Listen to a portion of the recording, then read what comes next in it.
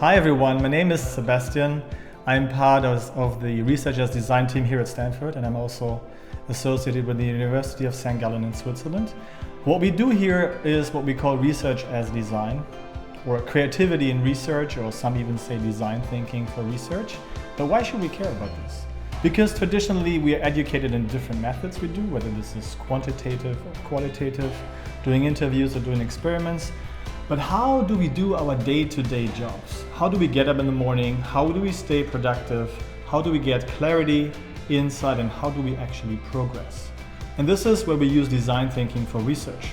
So this is really at the very core, no matter where you are in your research, whether you're a master's student, a PhD student, a postdoc, or even a professor, you can use the techniques that we use in order to have more clarity, insight, and progress. And we've just written this book with the University of Cambridge Press called Creativity in Research, where we bring all these things together, be it on energy competence, be it on visual thinking, be it on storytelling, so what's the story you tell to yourself, but also what's the story you tell about your research out in the world. And we've brought all this together in the book.